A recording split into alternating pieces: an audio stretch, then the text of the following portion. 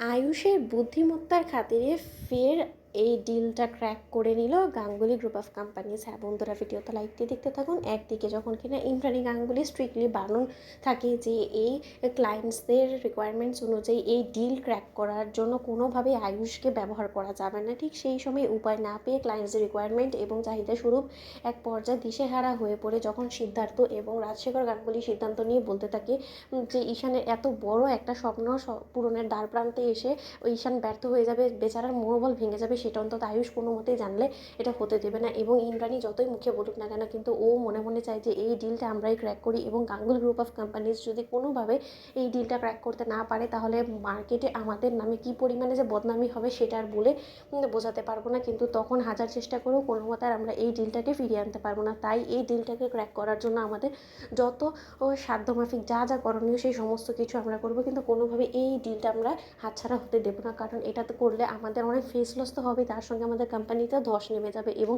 আমাদের কোম্পানিকে ধস নেমে যাওয়ার হাত থেকে যদি কেউ এখন উদ্ধার করতে পারে সেটা একমাত্র আয়ুষই। তার কারণ ক্লায়েন্ট স্ট্রিক্টলি বলে দিয়েছে যে এই ডিলটা তারা তখনই আমাদের সঙ্গে ফাইনালাইজ করবে যখন কিনা এটার প্রজেক্টে এর সম্পূর্ণরূপে ডিটেল আয়ুষ দেবে এবং এই প্রজেক্টটা সম্পূর্ণরূপে আয়ুষকেই হ্যান্ডেল করতে হবে। তার জন্য যে করেই হোক না কেন ঈশান, আমি তোমাকে অর্ডার করছি, তুমি এক্ষুনি গিয়ে আয়ুষকে বুঝিয়ে শুনে নিয়ে আসো, ক্লায়েন্টসরা ওয়েট করছে আমাদের মিটিংয়ের জন্য। ঠিক সেই সময় এই কথা বলা আমার ঈশান তখন দিশেহারা হয়ে আয়ুষের কাছে ছুটে যায় এবং বলতে থাকে যে ভাইটা, তোকে শীঘ্রই নিজের আগের রূপে ফিরতে হবে, তোকে যে করেই হোক না কেন আমাদের জন্য হলেও এই কোম্পানির জন্য হলেও এই ডিলটা ক্র্যাক করতেই হবে। ঠিক সেই সময় আয়ুষ যখন বলতে লাগে যে না ঈশান, সেটা আমার পক্ষে কোনোভাবেই সম্ভব না, কারণ তুই তো দেখেছিস যে মা সম্পূর্ণরূপে আমাকে সমস্ত পজিশন থেকে কোম্পানির আমাকে দূর দূর করে তাড়িয়ে দিয়েছে, বার করে দিয়েছে। তার পরবর্তীতেও আমি কী করে হুট করে মায়ের পারমিশন ছাড়া আমি এই মিটিংয়ের মধ্যে ঢুকে পড়ি বলতে, এতগুলো ওভারসিজ ক্লায়েন্টদের সামনে মা যদি আমাকে অপমান অপদস্থ করে তখন আমি কী মুখ দেখাবো বলতে। আমি চাই না যে আমার কারণে মায়েরও কোনো রকম কোনো ফেস লস হোক। অন্যদিকে সমস্ত লোকেদের মধ্যে একটা জানাজানি হয়ে গিয়েছে যে মা আমাকে কোম্পানি থেকে বের করে দিয়েছে।